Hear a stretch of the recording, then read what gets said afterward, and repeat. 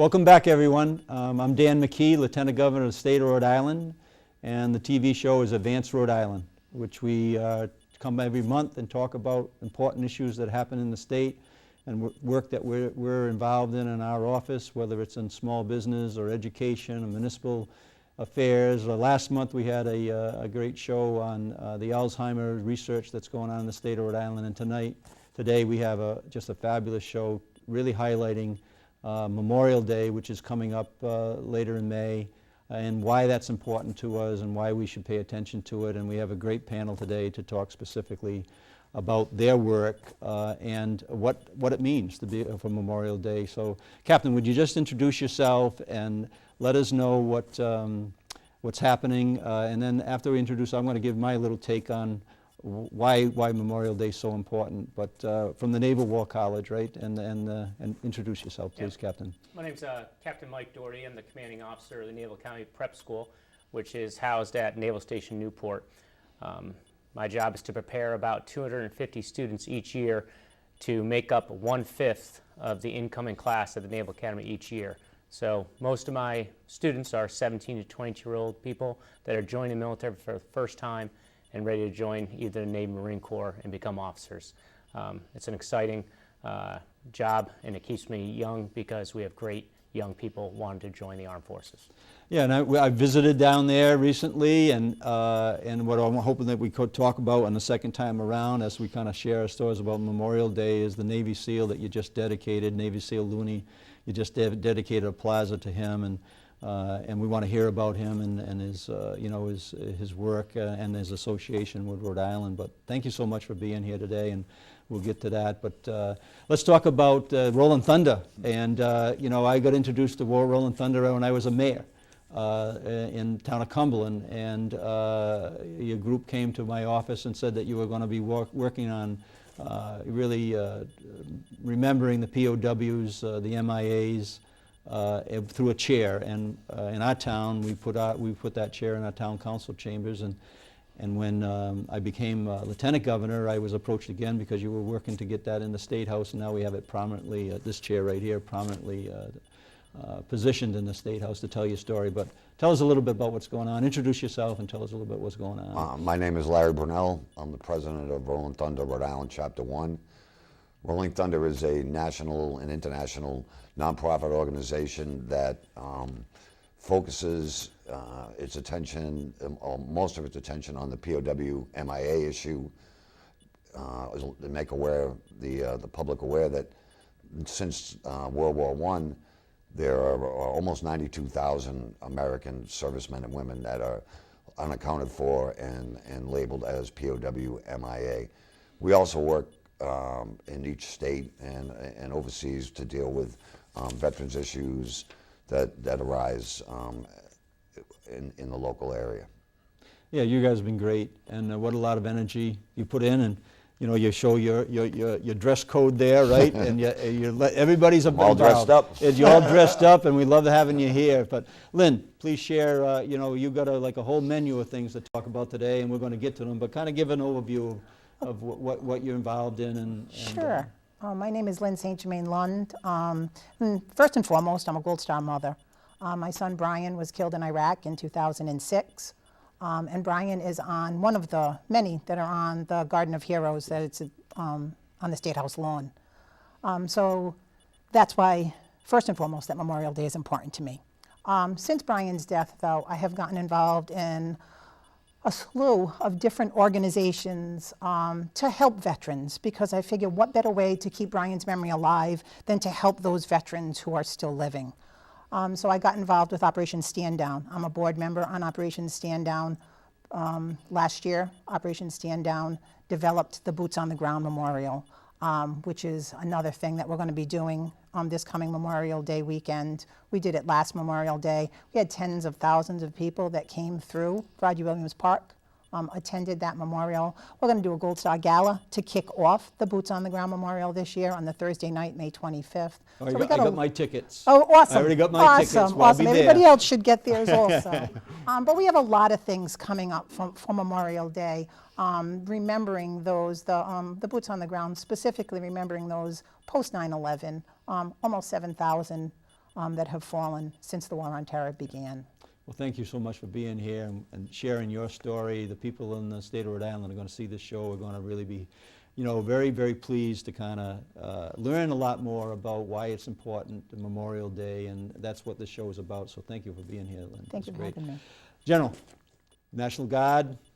We just saw a number of families, servicemen and women deployed, right, to Cuba, and I was able to thank you for the invitation Thank you for coming. to be there. And tell us a little bit about your role as a National Guard, and just touch on a little bit about the deployment issue and how it impacts the families that are left here to the state to take care of the business that their families need to take care of. Sure.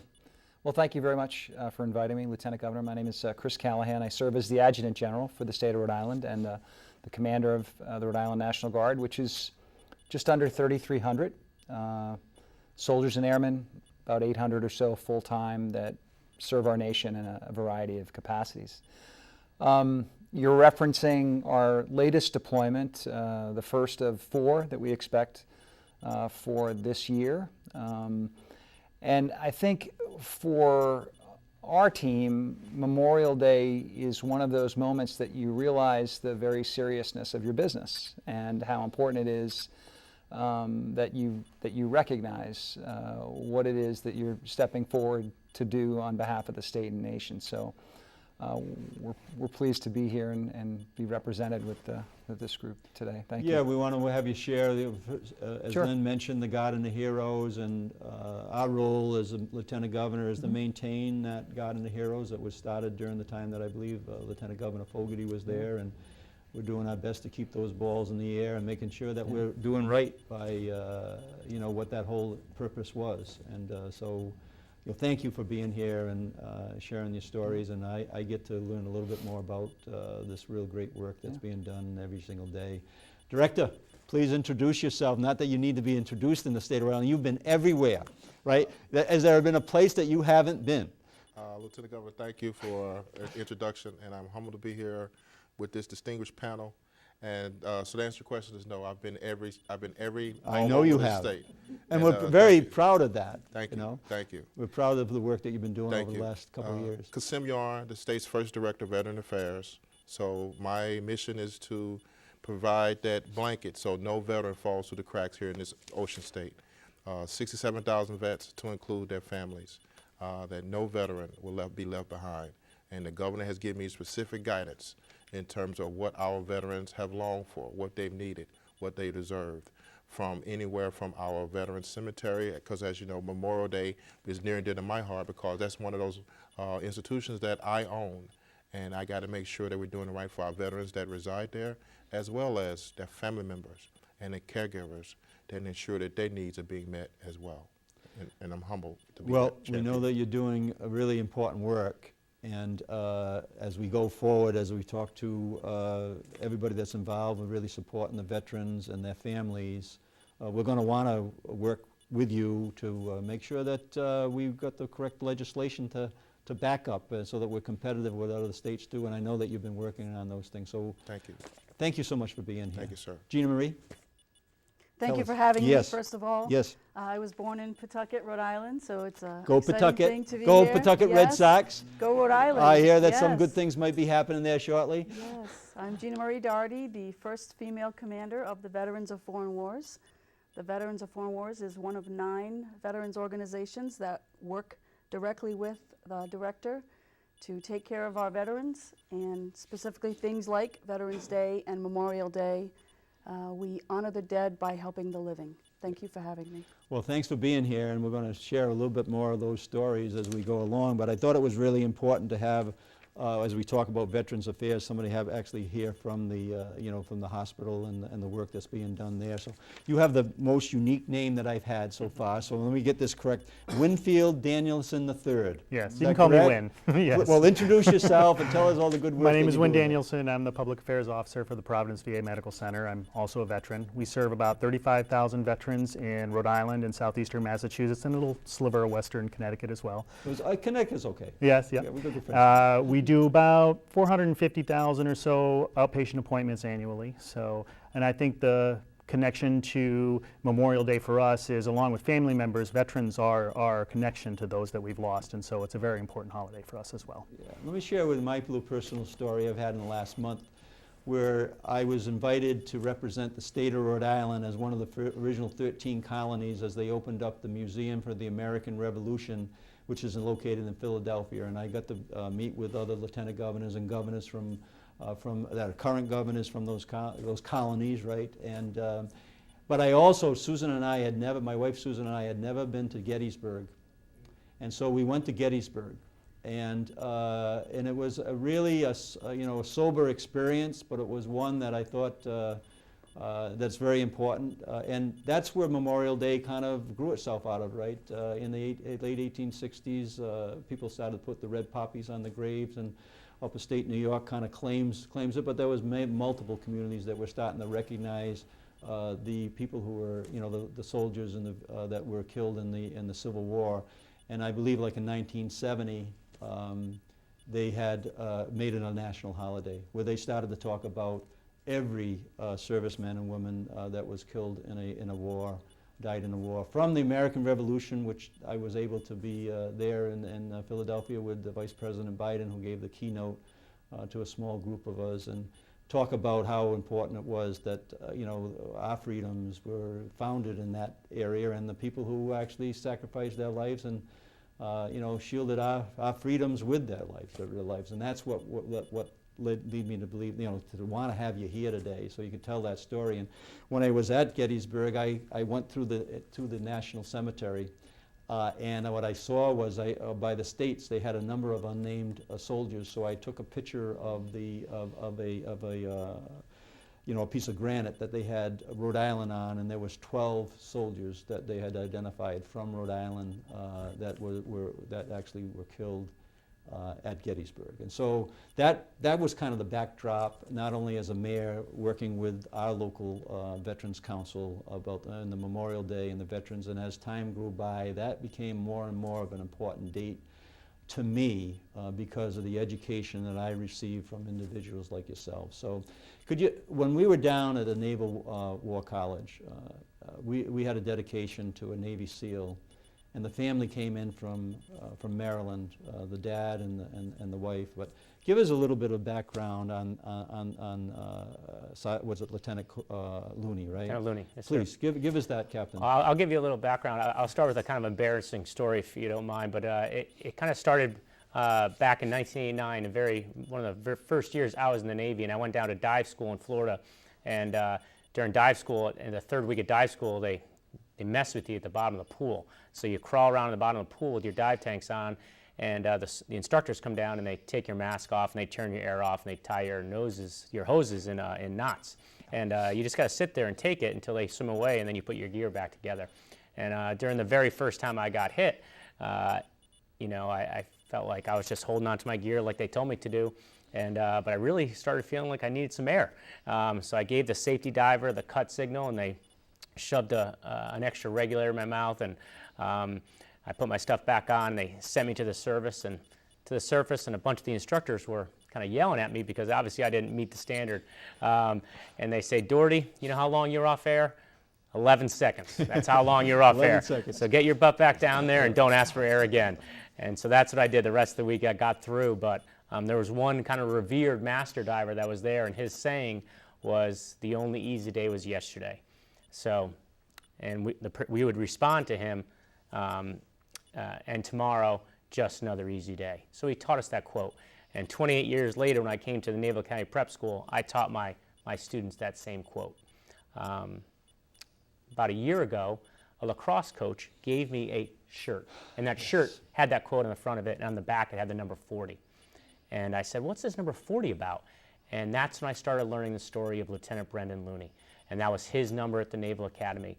And I found out that they passed this number down to a peer-nominated player each year to wear this number. And I said, "Well, why do they do this?" And I started learning more and more about Brendan's story and how he had been a Naval Academy Prep School student. He had gone to the Naval Academy. He had become a Navy SEAL. He had graduated the arduous BUDS training and became the honor man of his class. And I learned that he deployed to Iraq and eventually deployed to Afghanistan. and he successfully completed 58 missions in Afghanistan. And on his 59th, which is about 10 days before he was supposed to come home, his helicopter crashed in Afghanistan. And the more and more I learned about the story, the more and more I said, we got to do something for Brendan. And on most Navy bases or Army bases around here, almost every building and street and lane is named for great people.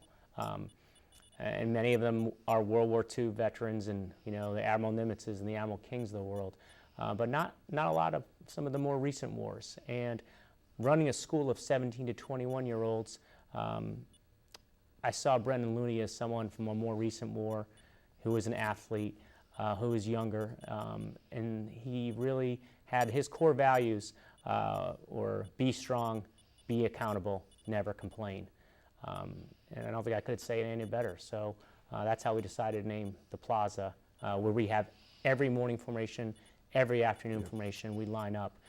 We named it after him, and it was a great honor to have about 25 members of the Looney family there, and yourself and your wife, all honoring us with their presence. And Mr. Kevin Looney, his dad, and Mrs. Amy Looney, his widow, both spoke, as you remember, at that ceremony. And it was just hugely powerful with the proximity to Memorial Day, how moving that the ceremony was for me personally, and I think for a lot of my students. And that's what I wanted to do. I wanted to have somebody that could inspire these midshipman candidates for years and years to come. And I think that's what Brendan Looney afforded us the opportunity to do, is to inspire these people that are 18 years old, at the very infancy of their naval service. They may serve for 30 years and become a 4-star admiral someday.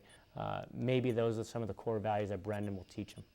Yeah, it was such, and powerful is the right word, when Susan and I were there, and thank you so much for the invitation to be there and hear the story from the Looney family themselves, the dad and of course the wife. It was just a story that I'm so happy that you're here to be able to tell publicly, so that as more and more people hear that story, they're going to identify with their families. They're going to identify, that's generational, right? I mean, that story is going to be repeated from the American Revolution all the way through to the work that's being, the work that you and the servicemen and women are doing today to protect our country and protect our freedoms. And thank you so much for being here, Captain, and share that story. That was really good. Can I ask one more? Yes, add one please. More thing? Add one more in. And I'll just say one more thing about his family is he came to our school as a football player. He went to the Naval Academy having never played lacrosse before, never played organized lacrosse. But his two younger brothers followed him to the prep school and followed him to the academy, and they were lacrosse players. So his sophomore year, he decided to leave football, and he said, I'm going to pick up a lacrosse stick. And he made the Naval Academy lacrosse team, which is no small feat, just so he could play with his brothers. He led them to a national championship game his senior year with all three of the brothers on the team, and he said it was a once-in-a-lifetime opportunity.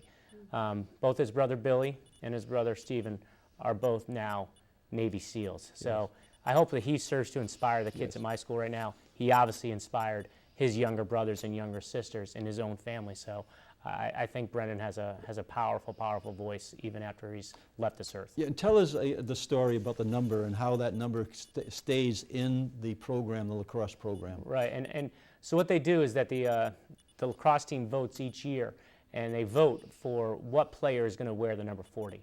And the person that wears that number 40 isn't necessarily the MVP. He isn't necessarily the captain of the team. He isn't necessarily the best player. He's the person that best espouses Brendan's core values of being a hard worker and a good teammate and tough and strong. Sometimes it's a third-string player, but it's someone that is going to make the rest of the team better.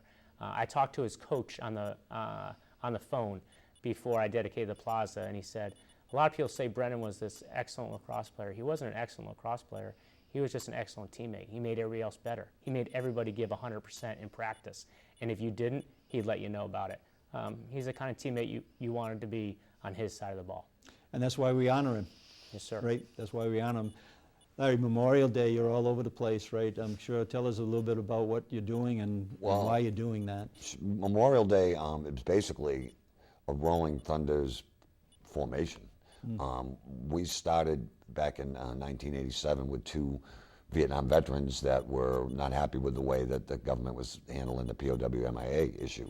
So they decided to go to Washington on Memorial Day weekend to exemplify, this. And this is way before the days of email and cell phones and the internet. So by telephone calls and snail mail and everything else, they got the word out that they were going to go down and address the issue. And about 2,500 people show up. This year, right now, it'll be our 30th anniversary down there. Now we bring 1 million people. We bring 500,000-600,000 bikes and 1 million What people. time of the year is that? Memorial Day weekend. Right on every Memorial year. Day. You'll be there? I'll be in D.C. Imagine that. Yep, That's we'll good. be leaving Thursday the 25th. Okay. And we get down there, and we have we have a lot of guest speakers.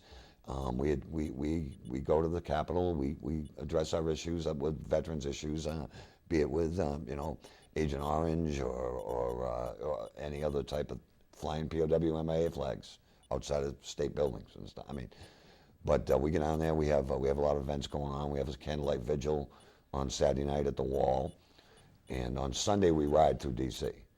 Now, I don't know how many of you have been to the Pentagon, but we stage at the Pentagon. We fill up 2 parking lots full of bikes, and the first bike leaves at noon. Last year, the last bike pulled out at 4:30. So it's 4.5 hours of continuous bikes through downtown D.C.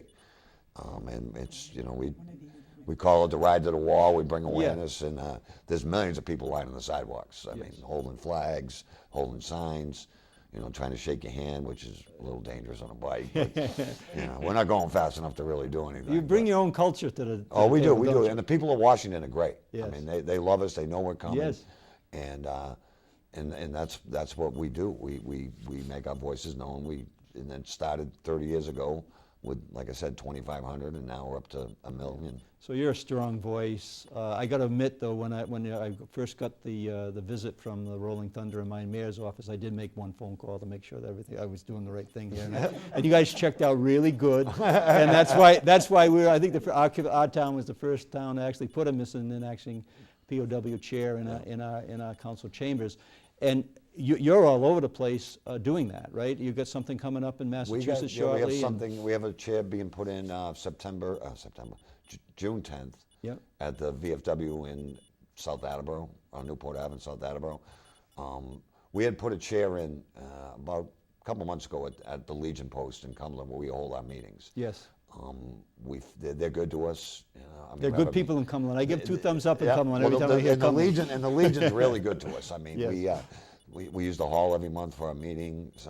We have our annual steak cookout there. That's right on Broad Street, right? Yep, right on Broad Street. Did I ever tell you that that's my dad started the Boys Club in town in the 50s, and that's where that's where the Boys Club grew out of, and generosity from the local council to allow them to use it. That's how they started the Boys Club in town. Yeah, they're a good organization. They're good people there. They treat us well. Yes. And we had put it, so we said, you know what, let's give them a chair. Yes. So we made arrangements with them, and we had a nice dedication. It was on a Friday night when they had their dance. I guess they have a dance every Friday night. Yeah, oh so yeah. we were there, and there was a gentleman there that was on the board of directors at the VFW in South Attleboro, and he approached me and asked me if we would put one there. So we're going to put your information up on the screen here so that people want to actually pursue that idea, which I think is a great one, and I would encourage people to do it. They'll be able to contact you, or they'll be able to contact our office. Sure. Thank you so much. You're welcome. Lynn, so there's things going on locally. Not all of us could be part of that million in D.C., right? Exactly. But exactly. when I do hope to do that before. That's on my bucket list. Yeah, for it's on your sure, bucket list, Is to but- get down to DC. But for there are a Rolling number of Thunder. things happening locally, and what I say when I'm asked to speak at a number of the Memorial Day, Veterans Days, that we're one of thousands of communities that assembled to honor our veterans Right. on Veterans Day, or our fallen on Memorial Day. So tell us a little bit about a little more detail of what's happening. I do in want that to touch a respect. little bit on what Larry Yes, does. do it. Because the POW MIA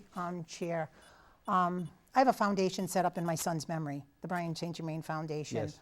And we saved money, and we had, with the help of the town in West Warwick, we had the outdoor track done over for my son. Brian was an all-state and all-division track star. And they had new bleachers put up there too. And the one thing that I wanted to make sure that we did put into those bleachers was a POW MIA chair. And Larry was paramount in helping us to get that to be there. Because I think it's important that the young students growing up in the towns also acknowledge at the sporting events too, that we, that the POW MIA is a very important piece that Yeah, they and need I to think that remember. that's really good. Larry, he's going to be happy to spread that word that happened. But from a Gold Star mom's perspective, I think that it's very important that we remember our sons and daughters. Absolutely. But remembering in an athletic, wherever it might make sense, right? To your family, that was an important piece of your son's life, right? So having Absolutely. that remembrance that way, there's always the remember. But that was a way that really struck home right with your family. Right, and you know, Memorial Day is important because not just for Brian, but all of those that have gone before him, those that that have been killed after him too. It's just important that we remember the sacrifices that they gave, that we remember the families that they left behind, that we're continuing to hopefully put forth their memory. I know, sir, when you said something earlier about you want the next class to learn of the Navy SEAL and to remember the Navy SEAL, that's my hope too, is that people remember Brian. And when I get contacted by the Marines that served with Brian, that's pretty much what I hear from them, is, you know, that he was a role model, that he was a mentor, that he was the one that taught them what it was like to be a Marine. The first letter that I got from his commanding officer in his first tour in Iraq was how Brian was serving and doing much above what his rank was. And ma'am, I don't normally write these letters home, but I just want to let you know that what your son is doing out here is helping us, and how he's, you know, putting forth his best efforts out here. So I think a lot of times that it's the people like Brian, like the Navy SEAL, who they're the ones that step up. They're the ones that, so if you hear of a Gold Star family, the service member that they've lost, it's usually the one that has stepped up, and it's usually the one that has put forth. So thanks for sharing that story today. I mean, this is just a powerful panel that's here Oh, it today. absolutely And is. And to It hear absolutely each one is. story individually and why that Memorial Day is important, that's going to resonate. And having someone like here, a Gold Star mom, representing the Gold Star moms, thanks so much for being here. And I know there's some other things that are going on that your work is really hands-on, right? Yes, Lynn? absolutely. You're working with the Operation Stand Down, right? Absolutely, Good friends with of ours. the, And tell us where Dee is today, because yeah, you're filling in for absolutely, Dee and Dee Tony. DeQuattro, who is the spirit behind the Boots on the Ground Memorial. Dee is graduating from law school today. So Dee couldn't be here. So Dee asked me, because I'm also on the board and on the committee for Boots on the Ground Memorial. Dee asked me if I could come and speak with you all about what's coming up with the Boots on the Ground Memorial. We had done it last year. We want to do it again this year. And we have a lot of, and I think it's powerful. It's when I came into Roger Williams Park last year and they had all the boots set up, before they even put the flags in them, my breath was taken away. Yes. It's that powerful to see that many boots. People have got to go and see this. Absolutely. They have to see They this. have to. To see that many boots boots representing by the that state, many right? people. It's by the state with Rhode Island prominently displayed up in Yes. front in a circle. Yes, and we had a picture of one of the Yeah. one of the dads that had lost their son, and it was just a very powerful. And I think that what you're saying, we want to share this, right? Absolutely. You want absolutely. this shared. This is we want Memorial people to feel Day. If comfortable you about want to that. feel Memorial Day, go down to Roger Williams Park and see that Boots on the Ground Memorial. That's what Memorial Day is. Yes. That's why we have Memorial Day. Those are the people that we're remembering. I mean, there's others, obviously, pre 9/11 Yes, also. absolutely. But yeah, this is the current. This is what's happening now. Yep. All of those out there have families just like my son does. So there's me and my family times 7,000 that are feeling the effects of Memorial Day. We feel that every day. Yes.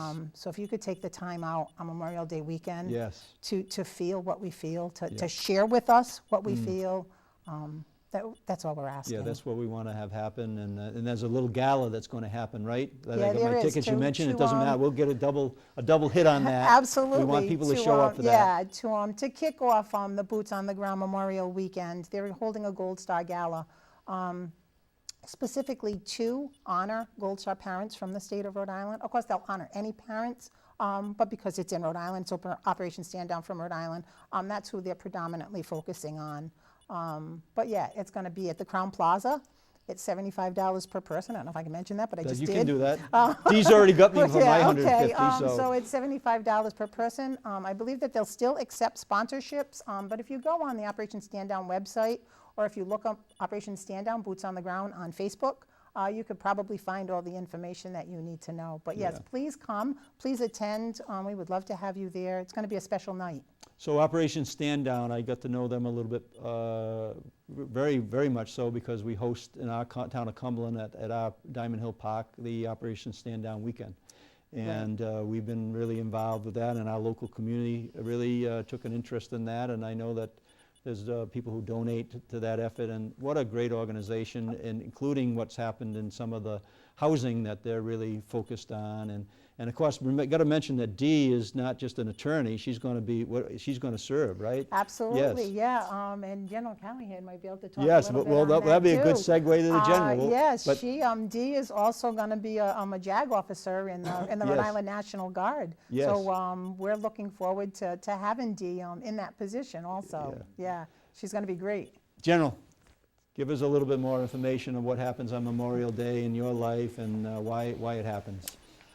So I will sort of preface it with I'm always struck by the fabric of our state. It's really pretty special. And I remember last year at the dedication for the track, for Brian, you think about what he did and as he served as a Marine, and then I look back and you listen to Lynn and you're like, well, I'm sorry, who had a little bit more impact in his life? Was it the Marine Corps or was it this mom? And as it turns out, I think it was the mom first, and really set a standard, for her son, and then ultimately for our service. So it tells a story about our families. And Lynn also is still in service and works within our Family Assistance Center in our organization full time.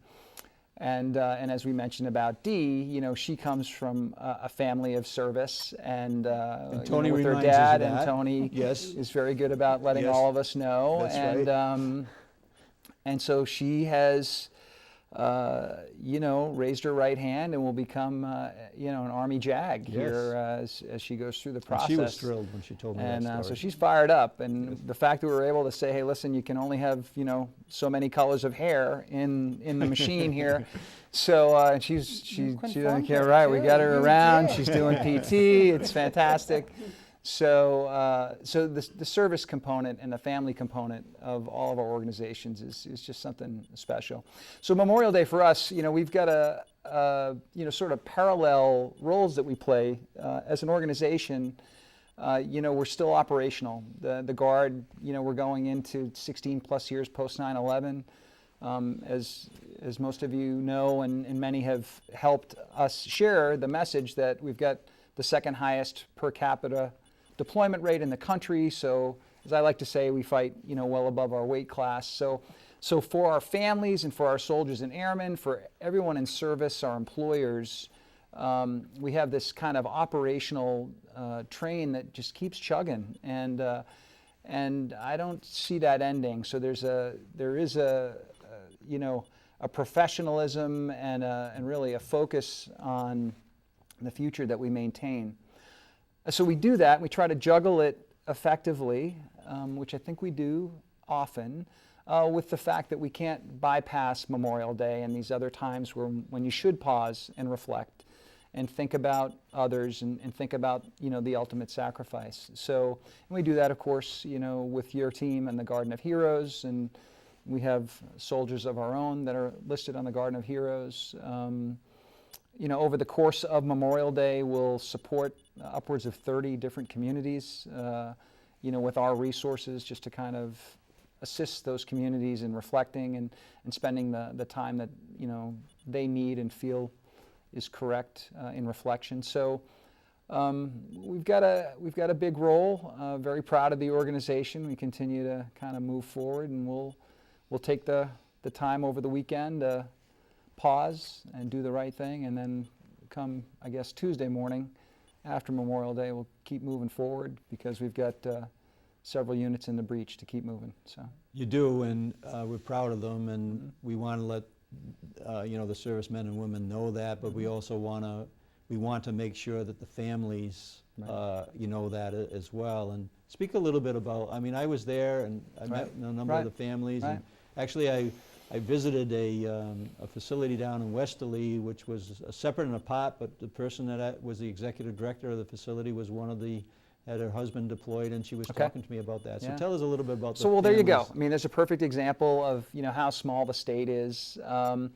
But, you know, with the, you know, sort of the operational component of the reserve component nowadays, we are doing the best that we can to make sure that we are sharing and information and ensuring that our families are well taken care of, because we are asking a lot of soldiers and airmen.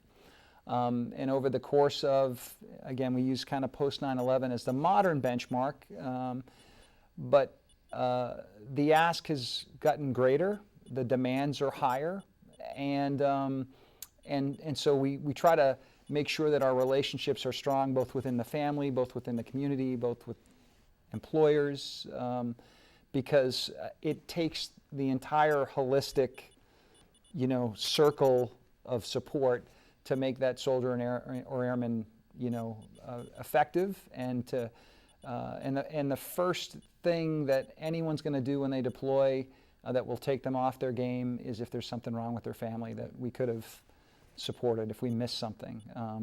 People have to feel comfortable that their family is well taken care of, and so we strive really hard to do that.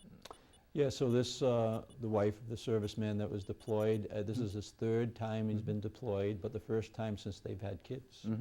So it evolves, doesn't it? It does. That complications continue to evolve, and you're right on top of that, and in the best way you can be, and we want to be supportive of that as well, General. Yeah. So Thank you very much. Thanks for sharing that. You bet. Director, tell us a little bit about, you know, the work that's happening in your office and why Memorial Day, how you're ratcheting it up for Memorial Day. I know you are, and tell us what's happening, because one of the things we want people to do after they see this show, we want them to rise out of their chairs and really, you know, participate in the ceremonies and that 3 o'clock hour in particular, where we're supposed to kind of pause and pay our respects, right? So tell us what's happening there. I remember when my first time I met the Adjutant General, we had a roughly 20-minute interview, and on that we had accurately identified an issue. We have across the nation, we have a generation gap in terms of our early era veterans and our post 9/11 modern day warriors. So during that interview, the general asked me, he's like, Sam, what can we do in terms of to start to bridge that gap? As you know, the post 9/11 vets are a little different. They don't necessarily go to join the organizations like the VFWs, the American Legions of the world, but they serve nonetheless, just on a different capacity. So I had to reach out to that group. To my response to the Adjutant General was, hey, let's create a post 9/11 Veterans Advisory Council consisting of that segment of our population to actively address what their needs are. And so we've met twice already, meet monthly, and it's been tremendous. Enabled me as a director, because like the governor said, all veterans have a voice. This is that vehicle to try to start to bridge that gap, for them to identify the issues that they have from the federal level, more important from the state and the municipality level. And it's my job is to broker that, to garner that, to put us all in the same room, to identify the problems and to identify resources to start to solve some of those problems collectively. I've said numerous times, veteran affairs will never be defined by what CASIM does alone. It's going to take the work of everybody on this panel in some capacity. But what's unique about, so special about, the general talked about fabric, about the ability for us to pick up a phone, or me as the director to go drive and talk to the Gold Star families, go speak at Naval Station Newport, to speak with Roland Thurn and say, hey, brothers and sisters, I need your help. And I'm always calling all the time the VFWs of the world to say, hey, we can do a little bit more. Let's go look at help out these veterans in this capacity. But guess what? We can't do it alone, because every step of the way is our federal VA. And it's just amazing the partnership that we have to honor that group. As terms of Memorial Day, I have roughly over 15 speaking engagements Yes. over the course of the weekend. But you know, it's important because our veterans, their families have waited too long for action. The state's first director, that means a lot. I will never tell a veteran organization, a family member, a nonprofit organization, no. I am here. Just going to move my schedule around a little bit to make it all work. But guess what? I am here. You dress for- up at times too, right? that's a qualify different- that, but that's it, you that's don't a mind certain one. I don't mind getting into the festivities, getting in the character, season? things of that nature too. Yes. So I have multiple different venues based on that. So I have a diverse portfolio in that capacity as well. But in terms of the Memorial Day, as a veteran myself, Yes. just recently retired last year, and to the ability to walk down a path that those have already walked down was humbling, very humbling. Because guess what? I got to leave it better for the next group of servicemen and women that are going to walk down the same path to which I walked on already. And but I have to lay the foundation to ensure a path is there for them to walk down on, in terms of that we don't forget, and more importantly, don't let our children forget the honor and the sacrifices that our family members have made and continue to make in that capacity. And especially when we're building a new veterans home in Bristol. Yes, tell us a little bit about that. 208 veterans will call at their home, single occupancy rooms, 7 kitchens, 1 level. We also have 15 rooms set aside for our homeless population to address that specific need amongst our veterans. Our veteran cemetery. Word can't express enough the importance of making sure that hallowed ground area is in pristine condition to send a clear signal to our family members and caregivers that we are not going to forget. We're not going to allow our children to forget.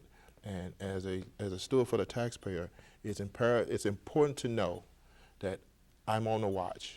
Any issues that we have, we're going to address them head on. We're going to get the team together. We'll come up with an action plan to give the boss options, and then we're going to act immediately to ensure that any issues that we may have going forward will be addressed. So the national climate right now with the change of administration, what does that mean for, are things going to happen that are very positive? A couple of weeks ago, we had the VA Secretary himself, the Honorable Dr. Shokin. First time he visited Rhode Island, and he was impressed to how we as Rhode Islanders get it, to have that federal, state, municipal bond, all working together on behalf of our veterans. And he said, quote unquote, I want future homes to be built utilizing this model. It's a testament to how we are as the Ocean State. Gina Marie, you kind of represent, fill in the gamut here, right? I started the story here about the American Revolution and, led up to the Civil War, but there's been a number of wars in between, and your veterans group kind of represents my dad and World War II veterans as much as the veterans today, right? Tell us a little bit about how you're going to spend Memorial Day and why it's important that we have a real broad recognition of the sacrifices that the servicemen and women have paid over the couple hundred years, 240, 50 years that we've been a nation. The biggest population of the veterans in foreign wars and maybe other organizations, American Legion, DAV, are the Vietnam veterans. And we all know we made a mistake years ago with that, and I know we're making up for that now. Every time we see a Vietnam veteran or any veteran, it's thank you for your service, welcome home. So please, if you see a Vietnam veteran, tell them welcome home, thank you for their service, shake their hand, be positive. That would be one thing I would ask. That's good advice. Thank you. The And VFW. which yes. I've taken, but soon that's my generation, and I have a lot of friends that served and knew Yes. that was important. For Memorial Day weekend, the VFW, there's 27 posts in the state, 18 auxiliaries, and they'll be out there conducting rituals from the books, honoring the dead, which will help the living, because then I'll know when I pass away, when you pass away, you pass away. The future generation will be doing the same thing for us, honoring our service. What communities are you going to be in?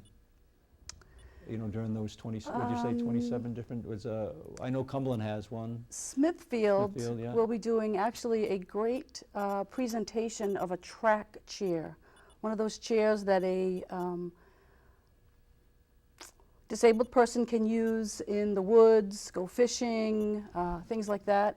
the Smithfield Post will be donating one of those chairs, probably on Monday, right around noontime. So Post 2929.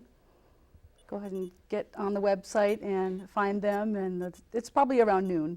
And those programs are really important, right? That you're paying attention to what the needs are and answering those needs, right, in that situation. I know I chair the National Lieutenant Governors Association this year, and one of the things that we've made a commitment on resolutions not only to support the National Guard in our capacities as lieutenant governors, but also we're going to be working on hopefully a national art partnership within the lieutenant governors with the local veterans associations to bring an art strategy into the lives of those people that you just talked about, right? That may be still certainly suffering from their or dealing with what they have to deal with. And so hopefully we're going to have that off the ground this summer when I go to Nashville with the last time that I chair the event. But I said, we need to bring something back home. So we're going to do that, and we'll be back. We'll be in touch with you and making sure that we do that right and we're connecting with the right people. We look forward to it. Great. Winfield, tell us a little bit about, we have to have, the services, right? And, those have come under fire, right? Some of the work that has happened in the VA and the hospitals in recent past, but I hear that Rhode Island comes out pretty well on that, on those grades. But tell us the work that's happening, in your work that's really important. And then please share with us the stories that I'm sure you're hearing, and when I visit, I hear the stories of why a Memorial Day is important to the veterans that you're servicing. Well, I think Memorial Day is important to us because we serve veterans. And as I said earlier, veterans are really our connection with those that we have lost along with the family members. And so Veterans Day is obviously, or Memorial Day is obviously very important to the veterans, and so it's important to us as well. We honor that by providing health care to veterans in Rhode Island and southeastern Massachusetts. I get my care there. As a matter of fact, I'm a veteran myself, so I'm not only a spokesman, I'm also a client. And we have a great hospital. I have federal insurance. I'm a federal employee, but I choose to get my care there. They're very skilled in providing care to conditions that are common among veterans. And there's other veterans there, and the veterans like to talk smack in the waiting room about the other services and stuff. And so there's a culture there that I think is really important. We're a good hospital, though. We are we're the 9th rated hospital in the country out of 146 rated VA medical centers. We got the top rating in April, 5 stars, so it's a great facility. We see about 98% of our patients within 30 days of their preferred date of care. If you're a new veteran coming into the system, we can usually see you in about 13 days on average for new patients. And now, if you need it, we can offer same-day access to primary care and mental health care as well. So I think one of my last visits there was a discussion about maybe expanding the footprint of the hospital. Do you know anything about that, or am I putting you on the spot for that? There was maybe a potential for even additions because of the need. There was a need. Is you have a capacity need there, or are you be able to service every person that? Mm-hmm. Could you use more space? I guess that's the question. Well, I'd say the number one challenge that we have with space right now is parking. If as I do all the we do veteran town halls on a quarterly basis. I'm also responsible for social media, so I see a lot of the feedback that we get, and that really is the number one challenge I think that we have right now is finding parking for everyone. We are building a new 350 space garage. The design's been approved. It's going out for bid, but it's going to take a couple of years, so we have to get there. We've been working with the legislature for the state as well as the city of Providence to provide some parking for VA employees, in the community, in the neighborhoods, residential neighborhoods around, which will free up some more space on the campus for the veterans. And so, that'll help a lot. Yeah, so is that in the works? That is in the works. Okay. It's not been finalized yet. Originally, we were going to try to open up to the veterans. The challenge was, how do you know if you're writing tickets whether the person's a veteran or not?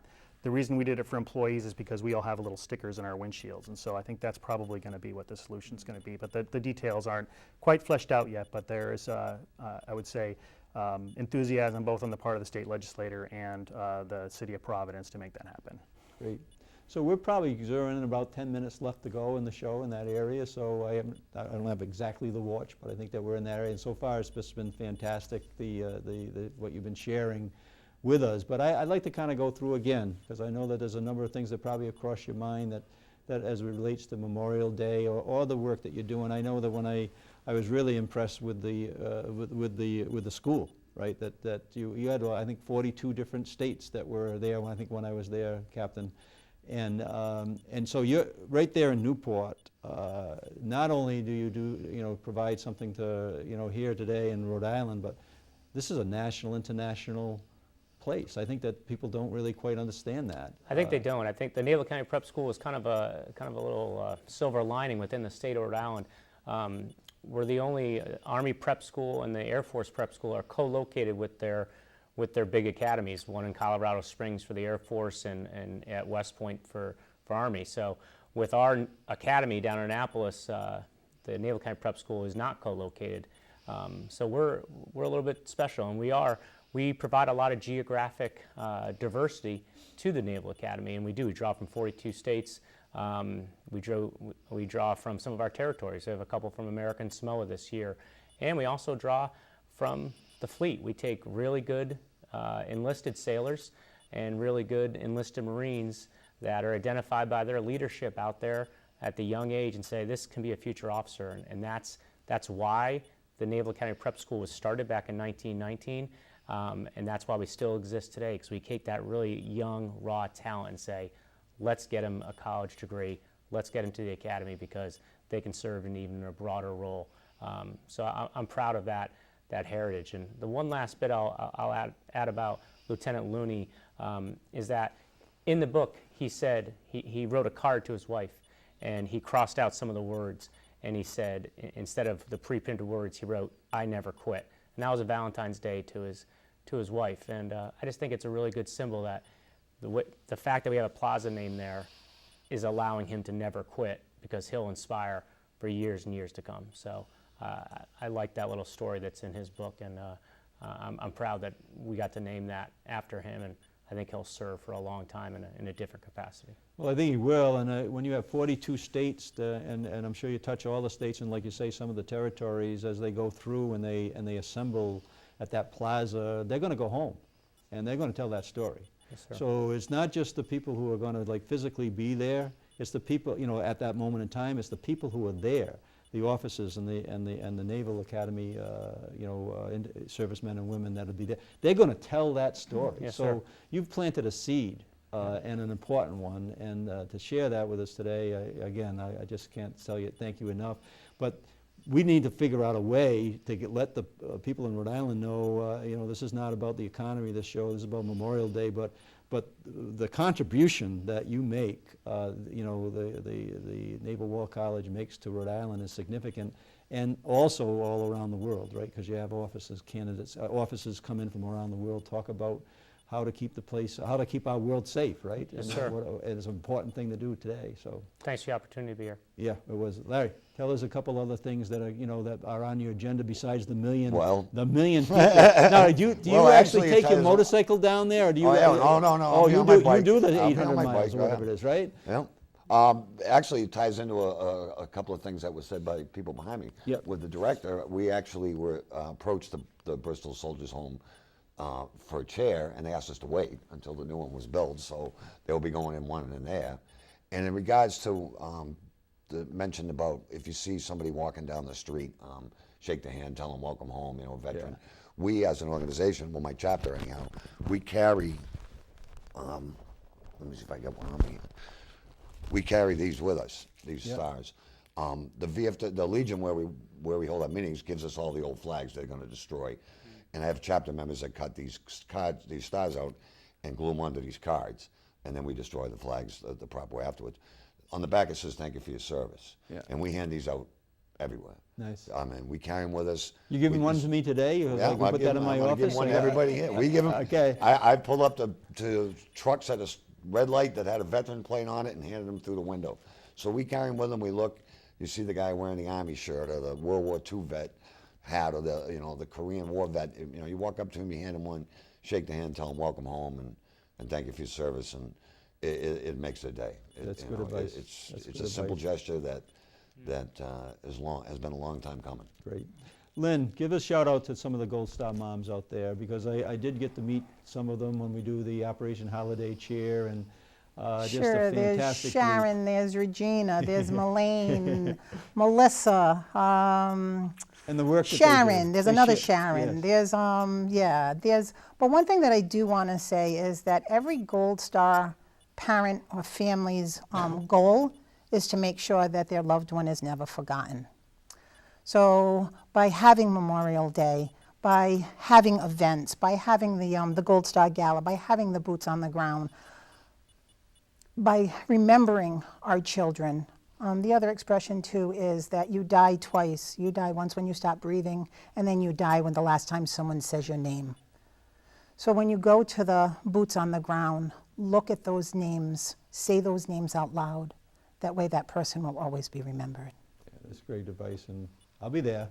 And we want everybody that's listening to this show, and plus hundreds and hundreds of more to be Absolutely, there, right? I'll see you in a few absolutely. weeks. Yes, We will be yes, down with- we will be with absolutely. Lynn in a few Yes. weeks down in Nice. Exeter. Yes, I do a memorial bike run for my son every year, and we start at the outdoor track, West Warwick Outdoor Track, that was named for Brian. We start there every year, and we go down. The first stop that we do is to Veterans Cemetery, because I want it to be a fun day. I want to remember Brian, but I also want to remember why we're remembering Brian. So we stop there, and Rolling Thunder does this amazing Soldier's Cross. If anybody has ever seen it, they do an amazing Soldier's Cross at Brian's grave site, just to remember why we're there. Then we all cry, we all wipe our eyes. We get back on the motorcycles, and we go and we have fun after that. Yeah. So yeah. Yes, and we're going to celebrate, that we're going to make sure we remember with you. Okay. All right, and celebrate your son's life, right? That's what you want. Yes, That's what we need to do. absolutely, right? absolutely. Thank you. Thank you for having me. Yes.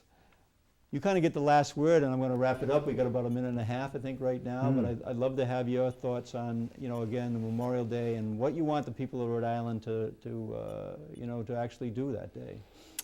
Well, we hope that people take a moment to reflect. I think we've heard some really compassionate, dialogue today about, the why. But certainly, as someone who's in service, I would simply ask for people to do it in their own way and reflect as they would, and but take the moment to do it. As there's no, I don't think there's a right or wrong way to do it. For our organization, I kind of need to remind myself that we have a pretty forward sort of role, because we don't have large active duty Air Force and Army bases in Rhode Island and Connecticut and Mass. So the home team is the face of the military, in addition to our Navy teammates in Newport. So we have a big role there. Thank you. Well, I want to just thank everybody for being here today, and we're going to project this out to as many people as we can, and the messages that you delivered are going to be received in a very positive way. I know that I was down, just kind of a sidebar, I was down in Westerly at the Springfest, and Christopher Cross, who was a singer, was talking to me in his trailer. And what did we ended up talking about? We ended up talking about a song that he did that actually he's very proud of, about the veterans and the men and women that gave up their lives for our freedom. And I thought it was interesting that came out of the conversation I had with him, because he basically said that message goes across all boundaries, all political boundaries, all ethnic boundaries, all economic boundaries. So thank you so much for being here today and delivering that message that Memorial Day is important, and we're going to recognize it in the state of Rhode Island and all around the country by the work that's going on in Rhode Island. I want to thank everybody for tuning in to Advance Rhode Island. If you have any questions about what talked about today, give our office a call or contact these individuals that are going to really help you understand why we should be out there and really remembering on Memorial Day and each and every day after that. Thank you so much.